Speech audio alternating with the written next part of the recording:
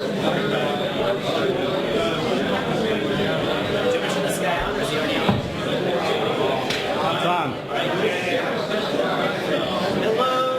everyone.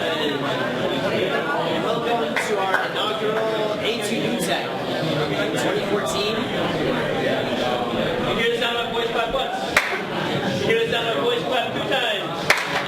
You hear the sound of my voice clap 3 times? All right. Thank you, Doug, for that introduction.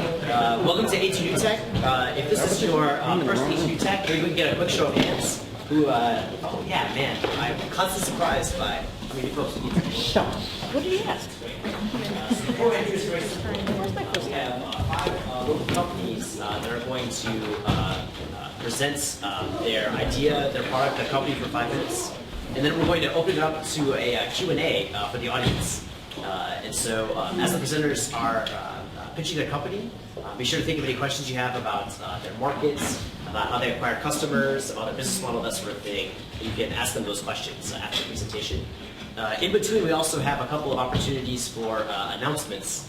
And unlike some events, the announcements are totally open for anything pertaining to startups. So job announcements are totally appropriate, upcoming events, things that would be of interest to entrepreneurs in Ann Arbor. But we do ask that you keep it short, because we usually have quite a bit to talk about. Okay, so without further ado, I guess we'll bring up Mike and the Wisely team as our first presenters.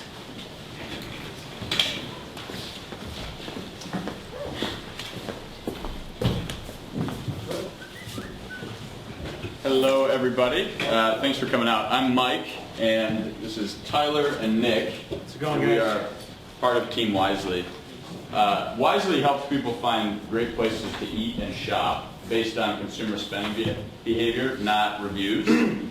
To illustrate that point, imagine how many times you've bought something just today with a plastic card, either credit or debit, and then think about everyone in this room, how much they've bought just today, and then think everyone in Michigan and everyone across the country. Alaska, Hawaii, up and down both coasts, all throughout the middle, people are swiping things.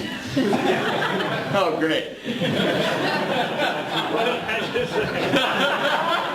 That's my wife. That is actually hilarious. And I'll just say it, I think the healthiest marriages go to therapy.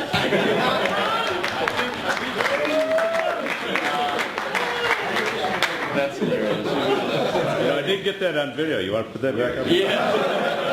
Let's omit that part. Oh my God. So, that's hilarious. Where was I? Yeah, so people are swiping cards all over the place, right? And what we want to do is we think that each of those card swipes represents a vote. It's a vote for places we love, it's for experiences that we cherish, and it's for even stuff that is not so fun, like gas. Everyone buys that. But everyone every day is mapping the economy. And we think if you could say something smart or insightful with that data, it would be incredibly valuable for both consumers and merchants and third parties too. The small business person trying to figure out the right place to start their restaurant or something. So that's what we're doing, is we're using that map of the economy to surface popular places, quality places, identify relationships between different places, and we'll show you in just a second. And the cool thing is all this is based on real data, not on someone's opinionated review on Yelp or something, of which 25% of those are fake. So that's what we're trying to build, and the core of everything is about relevance, right? So think of this, there's 2 parts to relevance, credibility and personalization. If someone wrote a review about sushi and someone else did, person A and person B, who would you be more likely to trust their opinion for? Would it be person A who'd been to one sushi restaurant in their whole life? Or would it be person B who'd been to a bunch of sushi restaurants throughout the country, right? So the notion that you are credible on certain subjects based on how you spend your money, we want to use that as one mechanism to identify reviews that are valuable. The second part of that is personalization. If you're a person who loves chain restaurants, then you probably don't want to see the opinions and reviews from people who only go to one-off onesie-twosie locations and vice versa. So it's about, not that either one of them is necessarily right or wrong, but it's about giving you, what you want to see. So, and it's not just a consumer thing, it's for merchants too. Being able to analyze how your business is performing, to see who your key competitors are, or whether you're gaining market share from them or whether you're losing it to them. That's all stuff that we want to show too. But without any further ado, let's see how that manifests into the product. All right, let's see if I can get through this text message while you're reading it again.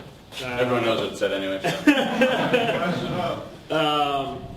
So yeah, I think the experience that we were trying to fix is the experience of typing something into Google like sushi, having the first, the thing that Google brings back is a Yelp place.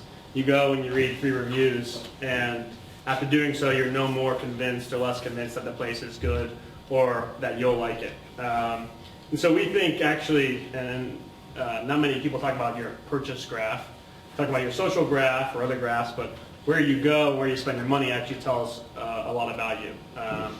And not just the places you visit, but how often, how frequently you visit them, and other people that visit those places where they go, right? So we can make all those connections.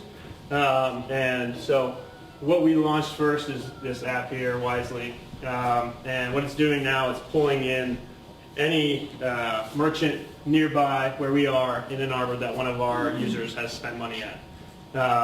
So say, from here we want to go out to dinner, right? Any guesses for the most popular restaurant in our dining and alcohol category over $50? Anybody got a guess? Sure. Logan. Logan, I heard Logan. What else? Vellum. What? Vellum. Vellum? Last Time Grill. Okay. All right. So if you search that, actually it's Monty. So Monty's got an $82 average bill. 20 customers have been there, and 37% of those come back. Right. But if we go and we look at Zingerman's Roadhouse, for example, 15 customers, more of those come back. So very easy to find new places. You can see very quickly whether they're in your price range for that night, and that's what Wisely is all about, is actually credible, real data to find new places. Thank you, guys.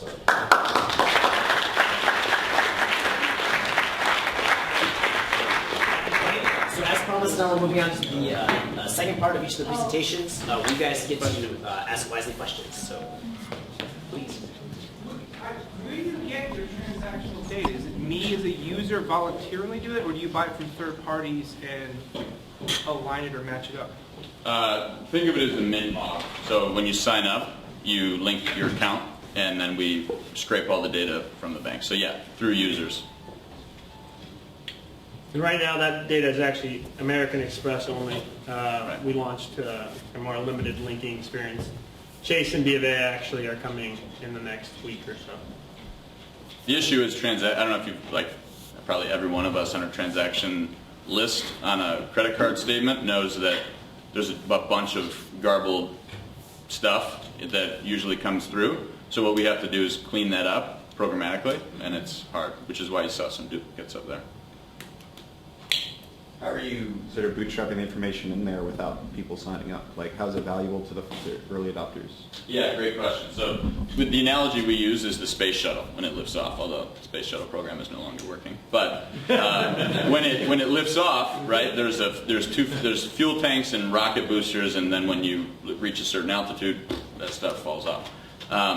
The way we designed it is there's a personal finance part of this too, that you immediately as a user get the value of how you're spending your money, both over time, categorically, and then we uniquely plot them all purchases on a map. So right from jump, that's what the user gets. Over time, we're going to separate those two things into two different apps because commerce and personal finance are just different. Just to add on to that too, each user that we see links their bank brings on about 1,000 transactions on average, which ends up being, I think, around 200 merchants.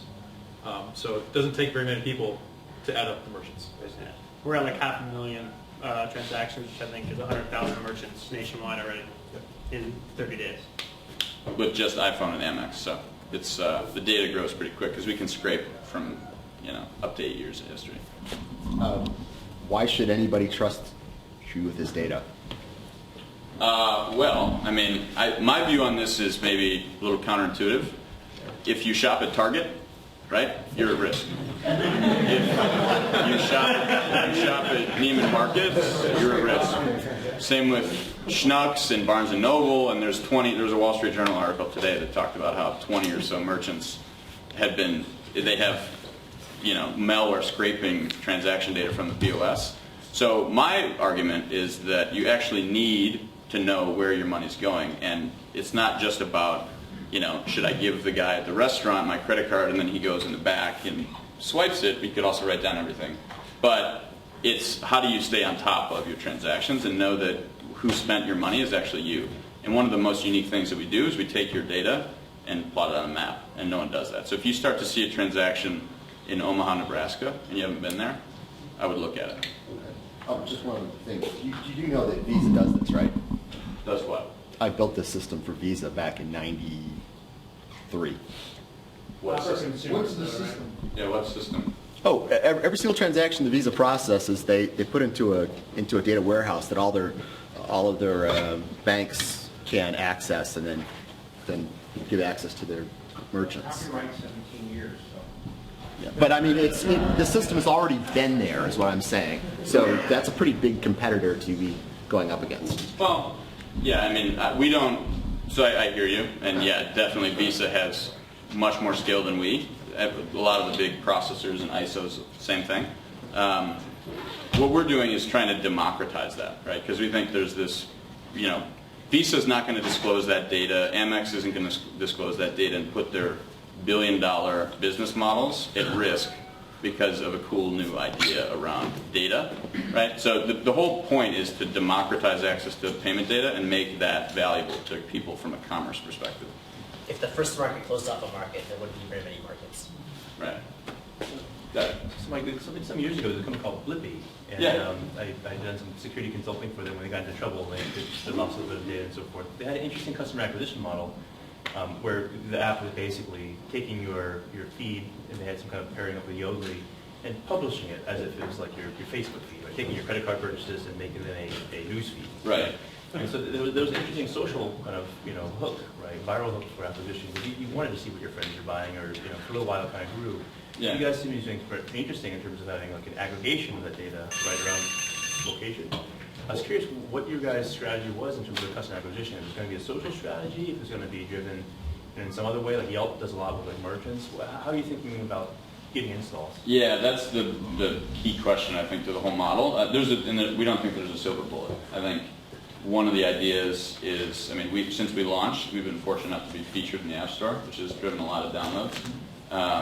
So part of that is just having a great product that people want to talk about. So hopefully Apple feature, Google feature, that's kind of ticket, right, to get some initial data. And then beyond that, once we have merchant data, we want to use SEO to create like landing pages for each merchant so that, if you think about Yelp, they have tons of reviews in a really small segment of the market, but the long tail, I think, is where we can make some SEO progress. And then we've had really good success with some Facebook smoke tests, like we're at $1.10 per install with some targeted markets, and then longer term merchants. So, but we're not really thinking about the merchant angle yet. Thanks, you guys.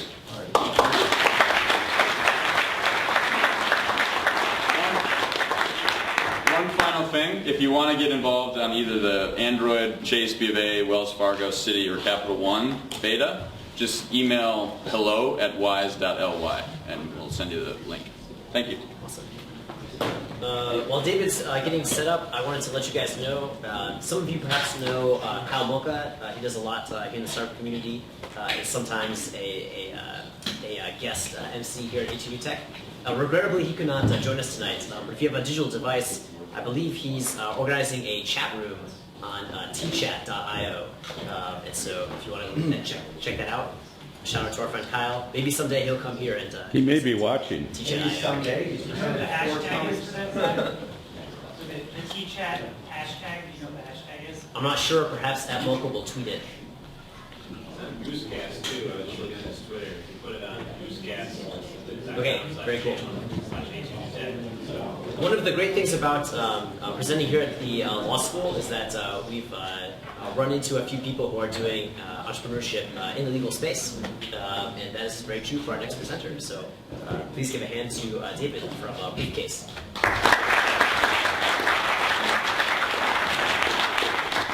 Thank you all for coming out in the cold, and thank you wisely for proving that new tech demos don't always work out. So, That was all planned, man. Icebreaker 101. So, my name is David Lutz. I'm a 3L or third-year law student here at the law school. I'm also a student attorney with the Entrepreneurship Clinic, which you may have heard of. And also for today and for every other day, I'm the founder of BriefCase. And today I want to talk to you about one of your favorite subjects, because I know you love it.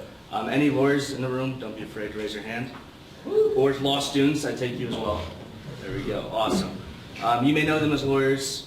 You may also know them as attorneys. You may know them as counselors. You may know them as this, or even that.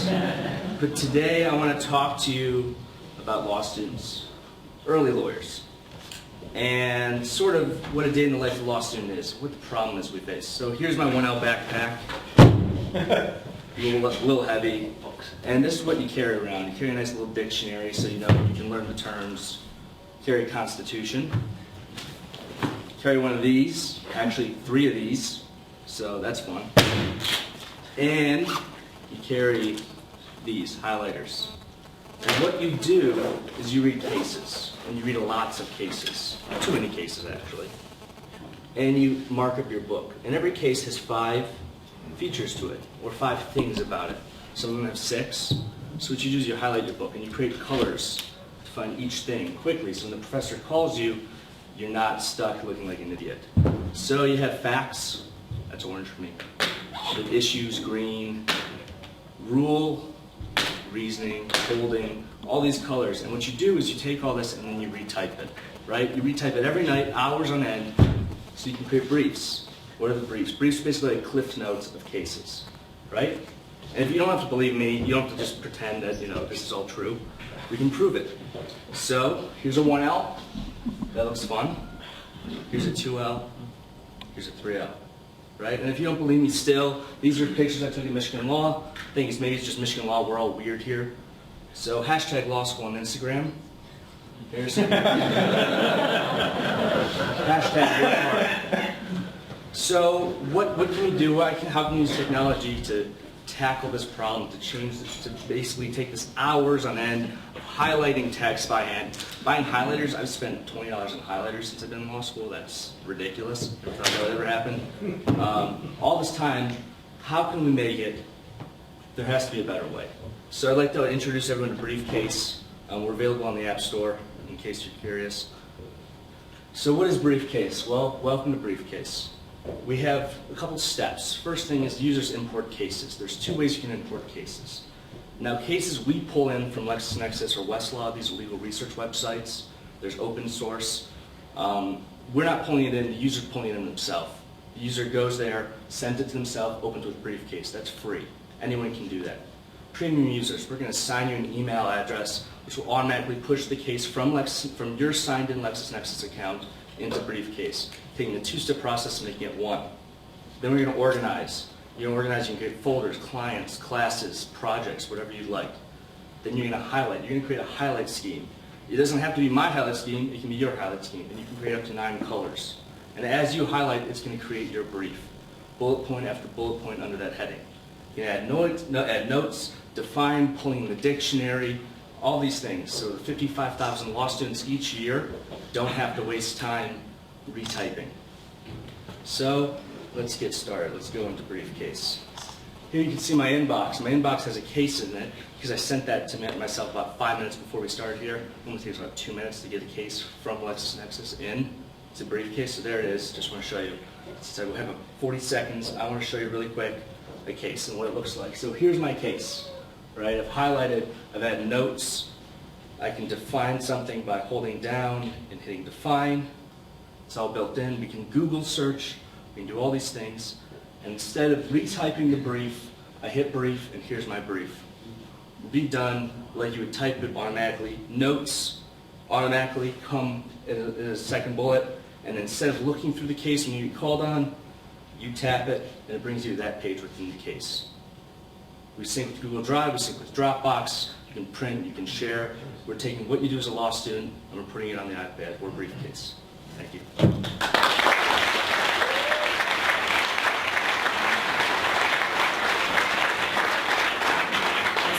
Times. Now it's time for Q&A. Bring it up. What law schools are beating down your door for the right to site license this to all of their students? Yeah, so I literally just started at Michigan Law, and I've been working with the administration. So are any competitive law schools interested? Any competitive law? Just kidding. Funny. Got it. Got it. I love all law students, schools, and students, and potential customers. Is there any sort of social aspect to it? So I mean, other students have also highlighted stuff. Is there any way of like taking advantage of that? Yeah. So future plans, basically, the idea is social learning, bringing in, 1,000 people read this case, so we can bring in, 1,000 data. We don't collect that data right now. What we're basically doing is we're just taking in the basic level proof of concept. People are doing this, all right, and we're making it like a little bit easier for them right now. But yes, that's a fair point.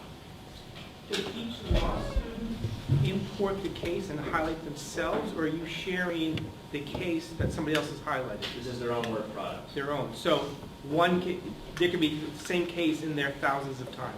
Yes. With their own. Now their own. It's all local on the device, so they're pulling in for themselves for their own use. We're also this works offline. Obviously, the Google search doesn't work offline, but almost all the features work offline. So you can be traveling with this, and you can have all your cases at your fingertips.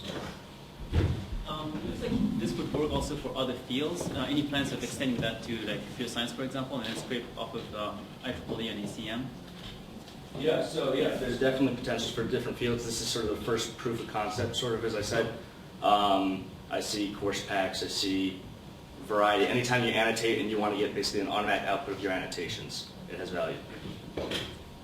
What's your business model? So we have it's a freemium model right now. Free users have to manually import, and then they cannot take the briefs or anything out of the app. Premium users, $9.99 a year. As of now, I can play it around. $9.99 a year, which is less than a supplement for one law school class. Automatic importation, and then also you can share, print, Google Drive, Dropbox. Is this what lawyers do, or just law students? So it's a fair point. I'm just curious. Yeah. So litigators mostly still read cases. Corporate attorneys don't. Is that a better target market? Like real lawyers, just law students might have a little more money than $9.99. It is. It's a part of the market. Yes. Okay. I noticed that I'm having a little bit of trouble reading the stuff in orange. I was thinking maybe, maybe you could just outline it in orange or something like that and make it a little bit clearer to people who may have problems reading things. The other thing... This is the under 40 version. Okay. The other one goes back to that idea of you're saying that most of the stuff is local and it's not being shared, but it would really be great to be able to download this stuff and be able to have the aggregate, comments and stuff like that to sort of figure out what other people think are the major points or the issues and everything that they would find in the stuff that they download. Yeah, it makes perfect sense. Since we're pulling in, basically allowing people to pull in sort of copyright material from these legal research websites, I don't want to make it so people are collaborating that way as of now, but in the future, if we weren't pulling this kind of material or we had this sort of licensing deal, it would make perfect sense. Yep. So where are these cases generally sourced from, and then are there any thoughts of maybe including a subscription to those kind of websites within that? So law students get those for free right now. They're very expensive for practicing attorneys. They're called LexisNexis, Westlaw, Bloomberg Law. These are massive aggregators for information. Law students get them for free. So what a law school student would do, log in with their own subscription, and then bring in, download the case, which they already provide for within these research, within these research sites. Just, I don't understand the law stuff that well. Yeah. You listed several categories for your different colors there. Are these, is that somebody's subjective opinion, or are these categories standard categories? So the standard categories, I'll explain very quick, 2 seconds, right? Facts, who, what, why, where, when. Who, what, why, where, how. Issue, why is there a case on this? What the lower court said, that's procedural. So then everyone should agree on what? So on those things themselves, yes. Okay. Colors change. Based on Right. But the content is a category. Yes. It's agreed upon.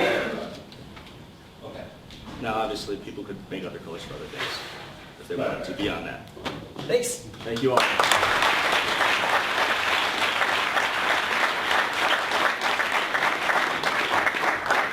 Okay, I just wanted to take a brief moment to thank our sponsors. We would not be able to host A2NewTech if it wasn't for the University of Michigan Law School Entrepreneur Clinic. They're the ones who have very kindly provided this room for us. Some of you may remember about a year ago, A2NewTech was homeless, and so we are eternally grateful for them organizing this venue for us. Our other sponsor is A2NewTech. A2NewTech is sort of an interesting meta organization. A2Geeks. Oh, sorry. A2Geeks. Yes. A2Geeks is an interesting sort of a meta organization that helps organize a lot of cool events for people who are interested in both startups and various technical issues or things you might consider more of like maker hacker culture in addition to entrepreneurship and technology and that sort of thing. There's one other thing that I wanted to mention really quick. Yes, after this presentation, we'll have a chance for community announcements. And so if your company has job openings or if there's upcoming events, we'll do those announcements after the next presentation and Q&A. It's looking pretty good, and so I guess I'm going to turn it over to Michael from PlanReaction. Thank you.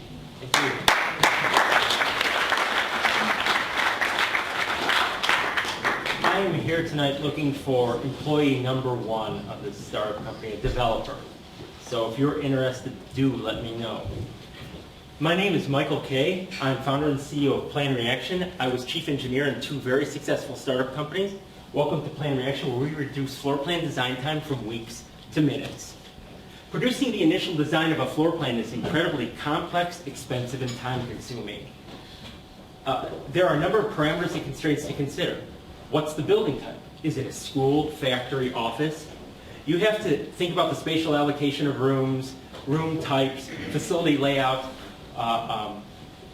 parcel placement, building codes, and then you have to make sure it can all be built on time and under budget. For commercial design build firms, to produce an initial design in order to bid on a project, this is costly. Just how costly?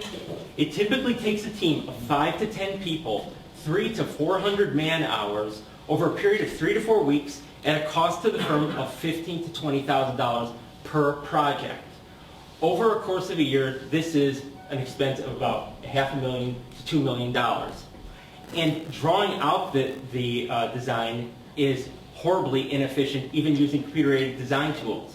Just as with a pencil and paper, but using your mouse, you still have to draw out the building line by line, room by room, resulting in only a single design. And it's risky, because after you put all of the resources, time, and money into the design, you still face a 50% conversion rate to paying clients at best. But what if there were a different way? What if you could take all the parameters and constraints and whatnot, throw it into a tool, and have it generate designs for you, do all of your designing? Well, PlanReaction, we created that tool. And as an example, we put in the constraints for typical 3-bedroom, 2-bath residential home. We did that so that that's familiar to everyone. And here's what it produced. This, and this, using complex mathematics and statistical models. It produced not just 3, but 20 such designs in a single run. And it didn't take weeks either. It did it in about 2 minutes. It's also incredibly efficient. taking just 1 man-hour, you can enter all the requirements, generate designs, edit them, and send them back into the tool for more results, better results, optimized results, optimized over any parameters, whether they're spatial allocation, material usage, energy efficiency, or budgetary. And it's easy to use. Using computer-aided design software is like sitting down in the cockpit of a Boeing 747. It's really complex. Our target user is not an architect. He or she is a CEO, VP, or salesman of the firm. This is a person who typically meets with the client for the initial consultation. So you don't have to be, it's easy enough for anyone to use because there's no drawing involved. You don't have to be an architect. You don't have to be a draftsman. You don't even have to know how to draw and use this. PlanReaction represents the next generation in design automation technology. We provide value to our customers by accelerating the design process by orders of magnitude, greatly removing inefficiencies by optimizing designs, substantially reducing cost, and increasing capacity of the firm to serve more clients by closing the deal in the first meeting. Here's our business model. It's a software as a service model where we create plugins for the top CAD companies, and these are used as platforms. So AutoCAD is our first target. We'll create a plugin for that, and the engine sits in the cloud. This is currently subscription-based, but I've had a lot of feedback recently saying people want it project-based, and they'll actually wind up bringing a lot more money. I'm running short on time, but basically, I participated in the Accelerate Michigan this November. I won the information technology sector, $25,000 there. A week later, I won Ann Arbor's Best of Boot Camp Award against 12 companies. And then I was in the news in a couple places. And so there's a lot more to tell about this company. I also do place furniture automatically, do a lot of other things. So you can ask me all those questions. So I hope everybody is interested in this. Thank you.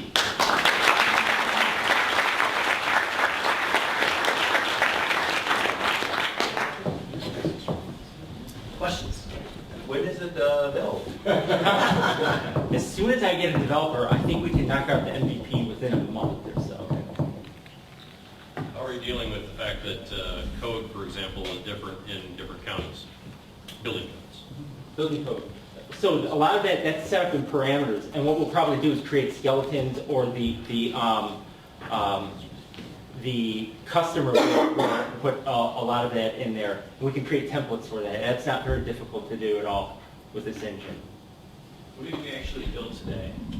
Excuse me? What is functioning today with your program? The engine, the main engine of it. And as a matter of fact, here I showed you 3 floor plans, took the same input. I've generated hundreds of them if people want to look at it afterward. Anybody else? What's the maximum size of a building you can build with this, taking into effect the strength of materials and certain things that people down the road. We got to get through V1, and then that's all part of a big roadmap. So that's structural engineering, and we're not entering that yet. What's your stack so far? Your technology stack, C++? Well, yeah, it's C++. Okay. Right now, C, BC. There are no competitors? No one else has done sort of constraints all So this has been researched actually in academic circles since basically the late 50s, and then it started to pick up speed in the 70s, and then about the 80s somebody said this is an intractable problem, and you saw the number of papers drop off. I worked on this for 2.5 years. I think I've read every single paper at least twice. Yeah, I'm curious if you have what your target market is, because my research group studies this, and it does get very difficult as the size of the facilities gets big. So I'm just like, is it 3-bedroom homes that you're trying to do? No. So I showed that because you know, if you look at a floor plan of a building, it looks like a spaceship. You have no idea what you're looking at first. But if you look at a typical 3-bedroom, 2-bath home, you know right away, you know, the proportions of sizes just instinctively. The initial target market is commercial design build firms. So they'll build things like, you know, this building, but the very initial market is going to be tenant improvement, which accounts for 60 to 80% of projects, in commercial design build firms, though that's like where you convert a restaurant into a law office or, that sort of thing. You showed one of the parameters and you said you generated 20 designs. Yeah. Did that just run through all possible permutations, or did you say, no, I make sure the bathroom's next to this, and it's a set of parameters to limit? There's parameters for the input, and those are constraints. And then we let it run. You accept the job, I hired you, we can discuss exactly how that's done. You're reducing the time. Yes. Are you reducing the amount of money, and what's your profit margin? Well, I hope to not reduce to zero. It's substantial. I mean, it's really, really substantial. There's a lot of customers interested in this. There's a lot of people, since I did my customer discovery, there's people who hate this, absolutely despise it. What's your profit margin? What are you charging? Well, I'm looking for that. I mean, basically right now, I was told recently last week, people are willing to pay at least $2,500 per project. They don't want it on a monthly subscription because it was like $1,500 I had it set at monthly subscription. They said they'll pay $2,500 because they can't they can't charge to their customers on a monthly subscription. It has to be based on that project. And they'll throw in $2,500 easily just to get the initial designs in, and then later on there can be all this a la carte stuff. And these places told me that they guarantee minimally it'll be at least 2 to 3 times a month they'll be hitting this thing. So that's a lot of money. I'll take it. So can you take a model like, okay, here's a floor in a commercial building, and we need to put 200 people in here in cubes. We want the bosses to have windows, and we want to have a meeting room area. And we have, and these are the sizes of the panels that can be used in a cube. And we need different size offices and configurations for different people. Yeah. That's a little bit down the road. I mean, cubicles and whatnot. So there's 2 engines I have. One is a spatial allocation engine, which is this. Another one is an object placement engine, which would be the furniture. And then there's all the things we'll be able to do down the road. The sky's the limit with this thing. We can do factories, convention halls, whatever, layout, whatnot. You got 10 seconds. Yeah, I'm a little confused. The building is already constructed, and you're just doing the stuff on the inside of the building? For the initial market, next year, version 2 is going to be full building. You said architecture, there's like, the sites, which way the sun comes in, but that's all, yeah. Yeah, oh yeah, we could put in any kind of crazy constraint you can think of. Yeah. Easily in here.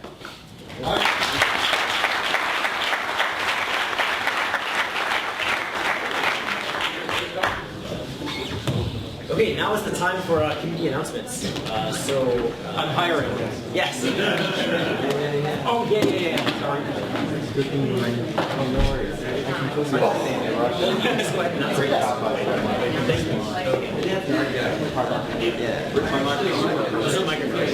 So this is my microphone. Can everybody hear me now? Yes. All right, I'm here to tell you about the annual Collaboration for Entrepreneurship. Sorry, Roger. You're busy. All right. It's 9 days from today. That's Thursday the 30th at the Burton Manor in Livonia. Let me tell you what the annual Collaboration for Entrepreneurship is. It's been going on for 12 years. 14. Rob, you want to do this? That's why they call it ACE 14. Okay, so it's ACE 14 because it's 2014. This is the Roya Jirga of entrepreneurship in Michigan. It's the gathering of the tribes. Thank you very much. You're very kind. About 800 entrepreneurs showed up last year at the Burton Manor to give presentations and pitches to each other, to learn from each other, and mostly just to network, schmooze, and eat, which is what entrepreneurship is all about, right? So please go to the ace-event.org website for registration, which is cheaper than food, and join us in Burton Manor in Livonia for most of Thursday the 30th. Thank you. Thank you. We have a whole queue, so try to keep it down. Hi, I'm Rachel Shapiro. I'm actually a third-year law student at Michigan as well, and David is my clinic partner, so here to support. But I also wanted to let everyone know, in case you want another perspective on lawyers in the entrepreneurial field and ones where maybe we're not perceived to be deal killers. I'm the editor-in-chief of the Michigan Journal of Private Equity and Venture Capital Law, which is mjpvl.org, and I would encourage you to check it out. We have a blog post that's running with very practical information. It's practitioner-oriented, and we are only 3 years old, a very entrepreneurial journal ourselves. So if you're interested, I encourage you to please subscribe, and I hope you check it out and like what information we're putting out. Thank you. All right, I'm going to go really fast. My name is Adam. I'm the co-founder of a mobile application development company called 1 Month Fast. We are looking to hire iOS, Android, and web developers. If you have those skills and are looking for a change, come find us. Also, if you're looking for somebody to help you out build iOS and Android apps on your next project, some of these are really cool. Might need a mobile side. My partner and I, Adam, also are sitting back there. Thanks. We're going to do 2 more, and then we're going to resume announcements after the next presentation. I'm Doug Song, CO2 of Security. We are hiring, job to do some engage, check it out.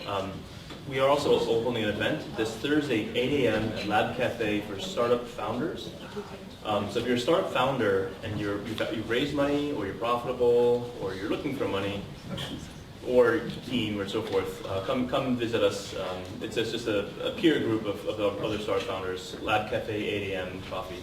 Thanks. What day? Is that? What's tomorrow? Tomorrow. Wow, okay. No, Thursday. Thursday. Yeah, sorry. Thursday. And then one last, My name is Stephanie. I run a corporate consulting company, and basically for culture. So what I do is I promote job seekers looking for jobs, and I promote startup culture. I have a really big social media following, so it's at HR Culture Club, #HRChick. I'm HR Chick.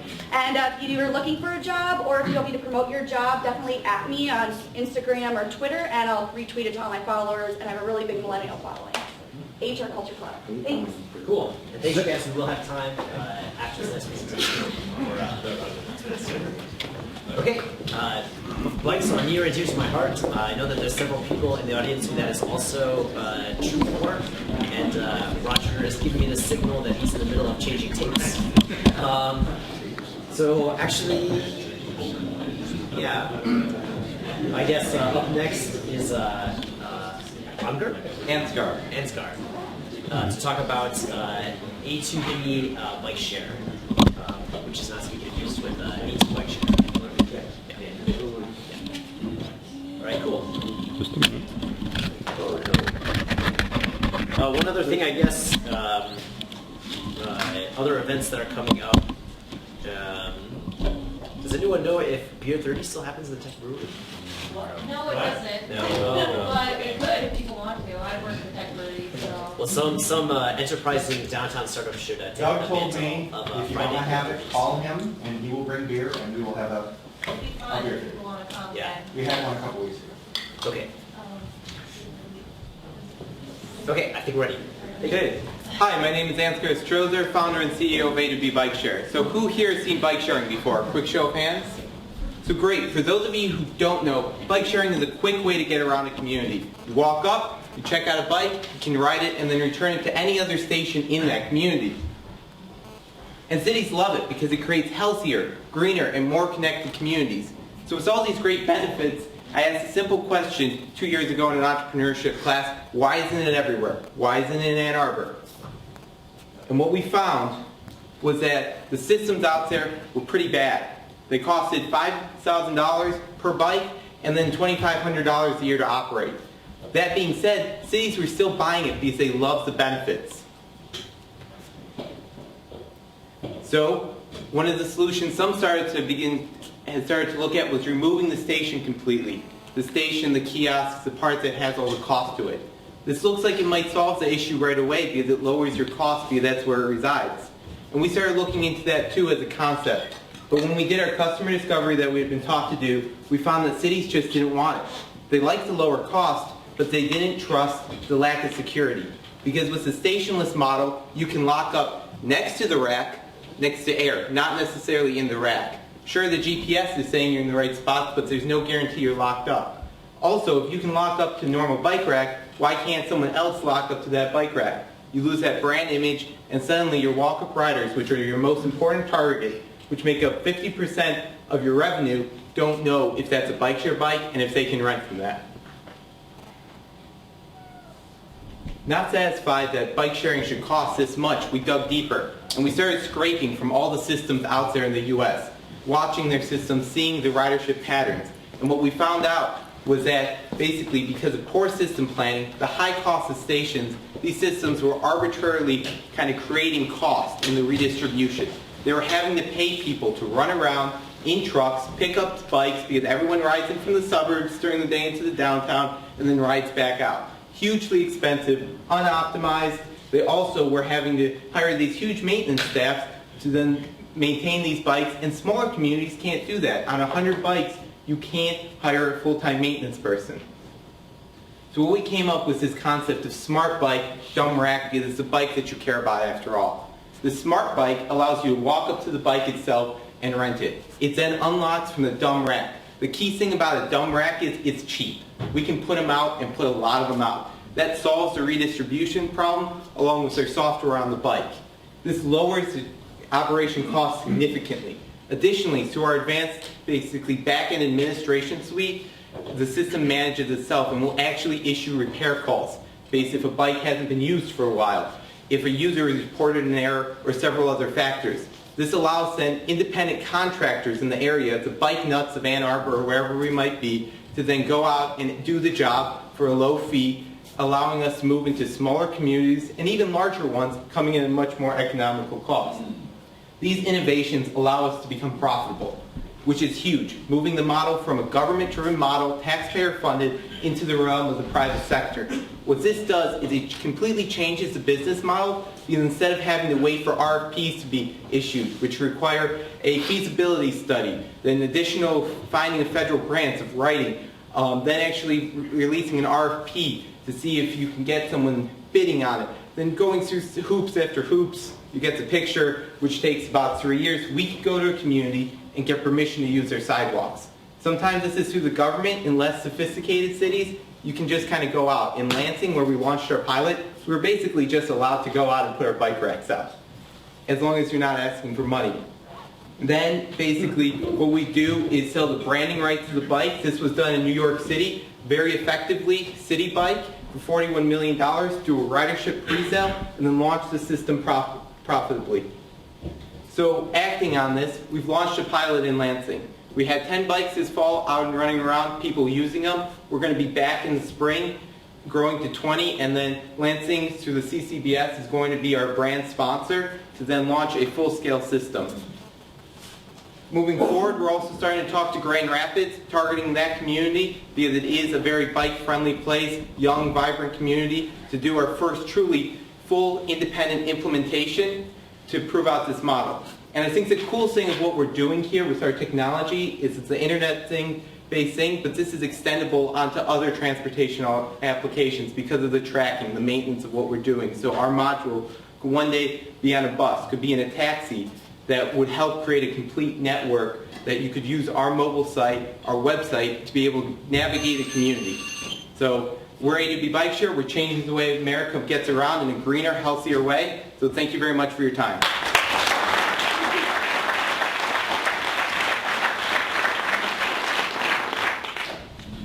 Questions? You got to pick. Oh. How much do those bikes weigh? Light. So our competitors' bikes weigh 50, 60 pounds. They're built to be tanks, and we're actually building our bike with Detroit bikes. So it's actually going to be built right here in Detroit, Michigan, which I'm very proud of, and it comes in under 30 pounds. Could you finance more bikes by simply going to people and say, if you buy the bike, you can share in the profits? And I also see, you know, an opportunity to perhaps put advertising on the bike as a way to get revenue as well. So the advertising, we're doing that through selling the brand rights. The example of Citibank buying that for New York. The profit sharing is a really interesting idea of kind of getting that investment within a community. So that's a good one. How do you lower the theft of your electronics? So that is basically been a non-issue in all the major bike sharing systems. Denver released 500 bikes, saw one theft in a year, and that was a bike not returned in a 3-day time period. And the reason that's so low is the bike is locked up. It has GPS on it, and whenever it's unlocked, we have a credit card number. So if you don't return it, you're going to be buying a new bike. Well, no, I'm thinking more about the actual electronics that you're using. Yeah, those are heavily integrated in there. So I mean, maybe you can smash it, but it's going to be really a pain to remove. And we do also have some electronics in the bike to sense tampering with, and then we set off an alarm and notify us too that someone's messing with their system. So I don't think I quite follow how you're saying you solved the problem of redistributing bikes. Yeah, so redistribution, if you really look at it, the big issue is not enough racks and how you lay out the system and your pricing. So basically, people travel in from the suburbs down to the downtown.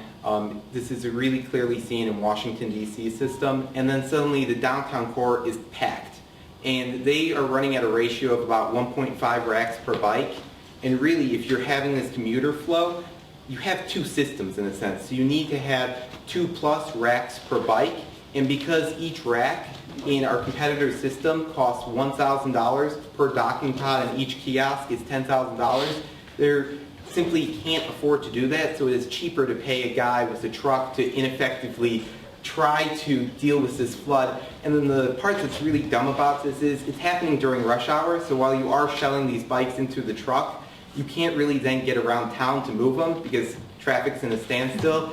I've heard that firsthand from a guy who's working at City Bike in New York.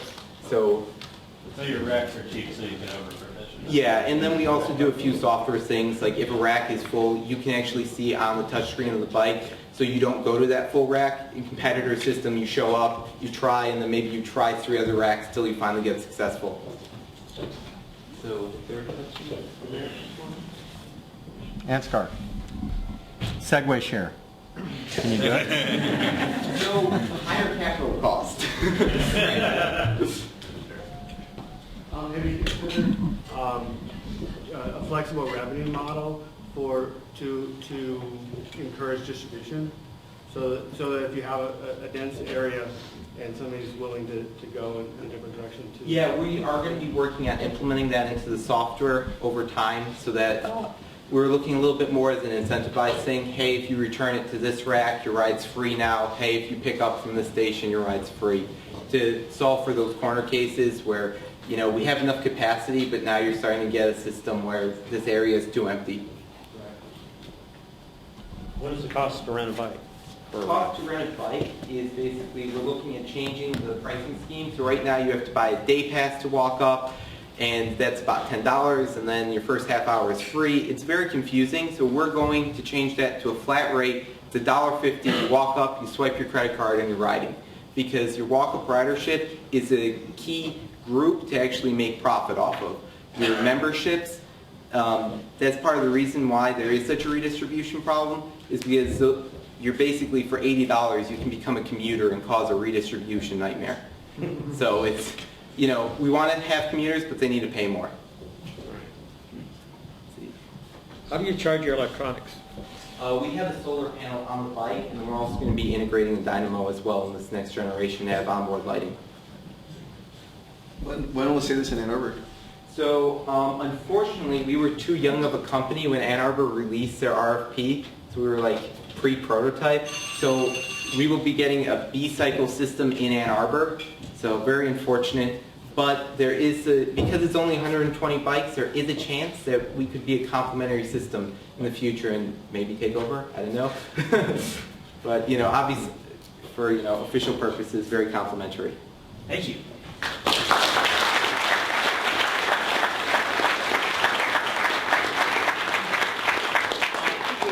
Announcements, round 2.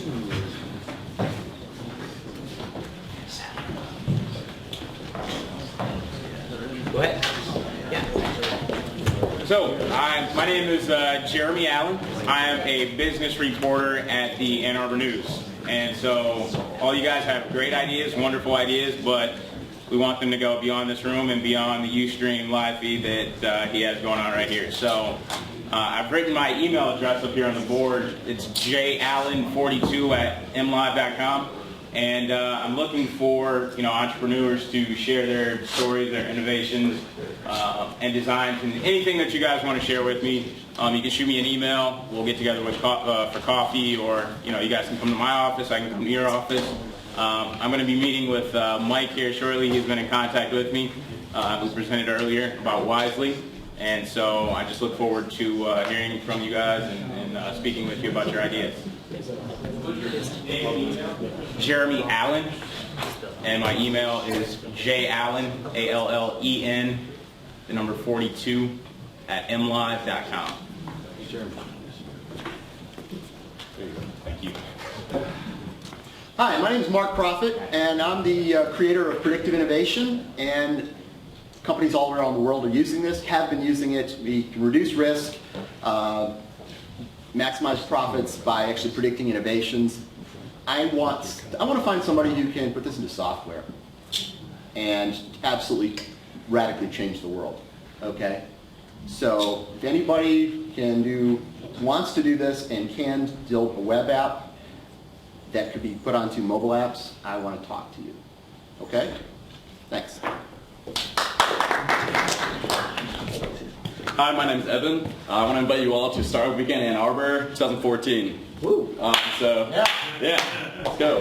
So, for those of you who don't know, a Startup Weekend is like a hackathon and a business competition get together, and this is their baby. So, it's basically, everyone comes in on Friday. It's both students and professionals, all majors, all disciplines, and you hack, you do biz dev, customer validation, make a prototype.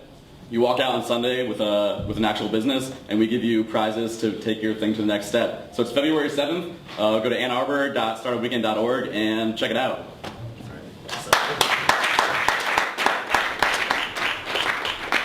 Yeah, hi, my name's Tim Nagel, and I founded a small web firm design company at the end of last year. The name of it's tntwebpages.com. And we noticed a snowball effect at the beginning of the year. So we've been bombarded with a lot of projects, and I'm just looking for some web developers to help out.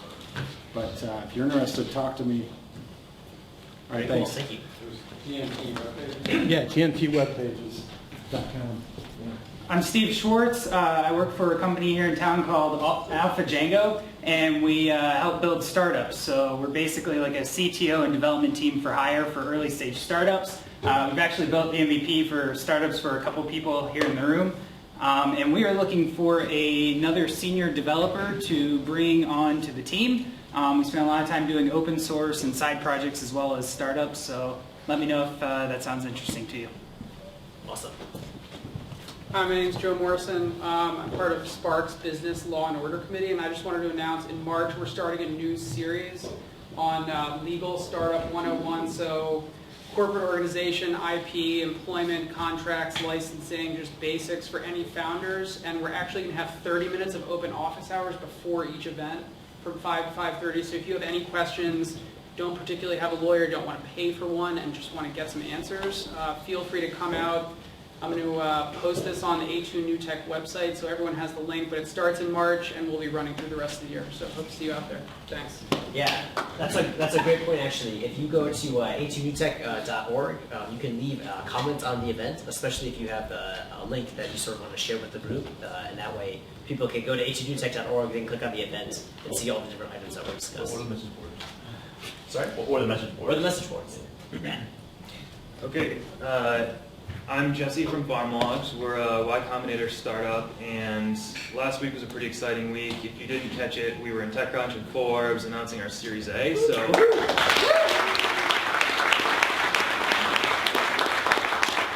and we are here local to stay. So we're looking to reach out to other great hackers that want to come build really exciting technology with us and help change farming. So farmlogs.com/jobs. Thanks, man. Okay, please welcome our last presenter, Alec from PRIMEresearch, but I guess the tool is part of something else. I'll let you take it away. Thank you. Give yourselves a round of applause for coming out and supporting innovation. So my name's Alec Perkey, like he said. I come from PRIMEresearch, who's just moved into the old Borders building downtown. And about 2 years ago I started. We were a company of about 40, not quite a startup like many of you guys. But now 2 years later we're grown to 200 people almost in downtown. So it's pretty exciting for our city. PRIMEresearch started a long time ago as a business in Germany where they were basically aggregating paper newspapers, writing them all down in spreadsheets and kind of aggregating news for companies that they sold their research to. But over the last 20 years or so, they've incorporated all sorts of different media. So we've obviously branched into the internet. We have like every social media facet you can think of. I mean, not everything, but at least like 15 of the big ones. News, online news, even television and radio, which is like transcribed into text, and all put into our system. So it's one database, all sorts of media, which I think is a little bit unique.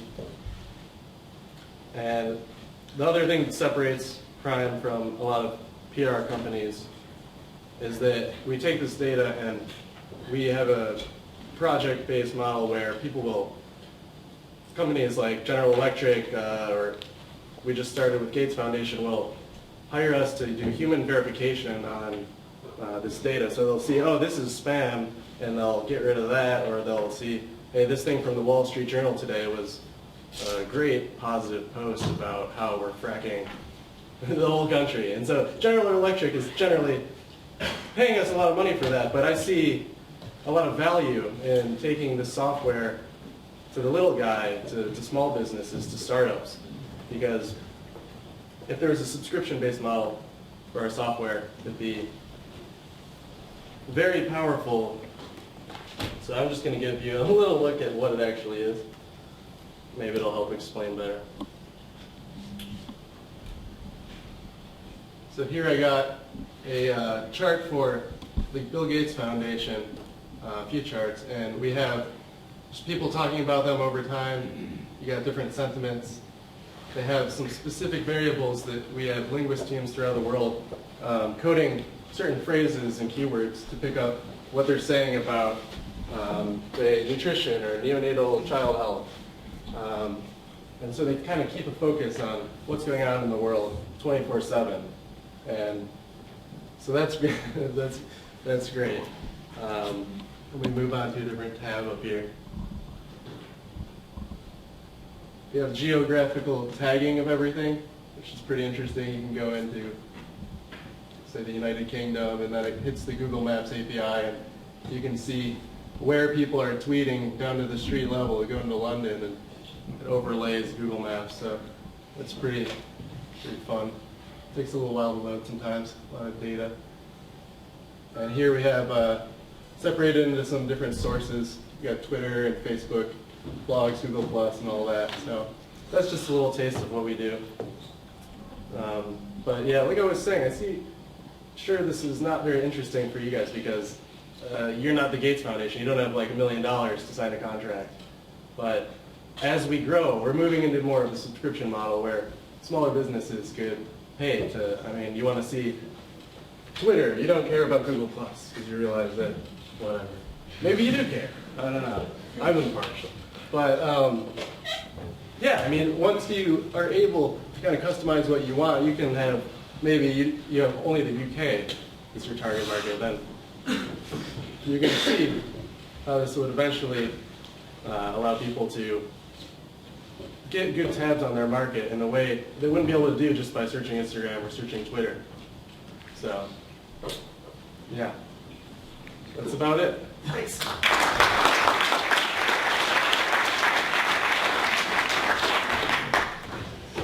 How do you do sentiment analysis? Okay, so sentiment analysis, depending on the source type, is either from a data provider that we purchase data from or done in-house using our linguist team. And so we have software that's continually being updated with AI research to identify certain phrases and keywords next to other keywords that kind of indicate certain emotions. And right now we only have positivity and negativity, but we're branching into like a variety of emotions. Thanks, Alec. I'm familiar with similar software to this being used for market research and specifically trends on the stock market. Do you have any way of overlaying where the stock price is in comparison to positive and negative feeds for that day? We don't have anything that incorporates stock data, but generally we would just kind of do a customized solution if one of our clients asks for that. Okay.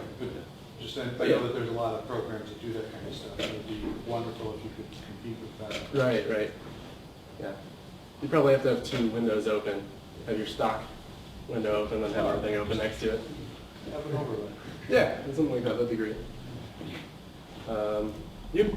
Yeah, how important are those human analysts to the whole process?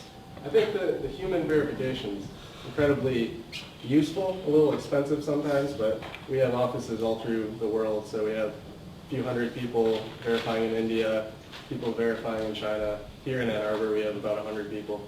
So depending on the language you need and how close, it can be important or it could be not worth the cost. Anyone else? How close to real time is the data? Depending on the source type, Twitter takes about 3 or 4 minutes to get through our system into the portal. That's probably the fastest one. Some of our data providers for blogs, forums, and news can take up to like 5 or 10 minutes. How do you determine emotion, like from a cultural bias? So maybe something in one culture would be positive, but for the foundation it might not be? Right. So, I mean, it really comes down to how automated you want it to be. And so do you want the automated analysis that runs on the text to be driven in more than English? Do you want to like take the time to get some of our linguists in Spanish to work on Spanish text? And then the other approach is to just do it on an individual post-by-post basis. So you have someone verifying each post, each document. So, I mean, it just depends how you want to go about it. It really depends on the situation. So the company is PRIMEresearch. What's this software we're looking at? Technical? Well, we call it whiteboard in-house, but that doesn't really make any sense. Do you sell it, though, as whiteboard? We sell it as the PRIMEresearch Media Analytics Suite. It's catchy. Yeah. The big boss has his moments.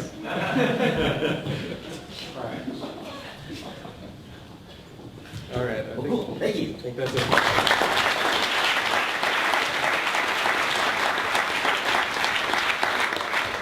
Clapping for myself. Okay, so that concludes the formal programming of A2NewTech. Just a few housekeeping announcements, though. Every year I try to break the record of the number of companies we have present this year. I think that would require me to have 50 companies present this year. So if you know of anyone who's interested in presenting at a future A2NewTech, please drop us a line. The best place to do that would be organizers@a2newtech.org. Or if you leave a comment on any of the events, that will also get to us that way. And then one last piece of housekeeping. Sometimes after A2NewTech, there's an after party. Some people go out to a nearby restaurant or bar to get some food. Is anyone interested in that sort of thing today? Yes? Yeah? What do you guys think? Pizza House? Pizza. Other venues? It's nearby. There's a lot of room. All right, so we'll plan on Pizza House. Feel free to stick around and mingle, maybe ask some questions that you weren't able to ask during the event itself. And maybe in about half an hour or so, we'll head over to Pizza House. Sorry for the late announcement. I've only had one coffee today. I work for a company called CompuWare, which is a global company, and I know we're always recruiting for application performance management consultants. It includes a suite of software that we have. It's business to business, and it's across servers, code quality, and everything in between. So if you're interested, I'll stick around for a few minutes. Okay, thank you. Thank you, everyone.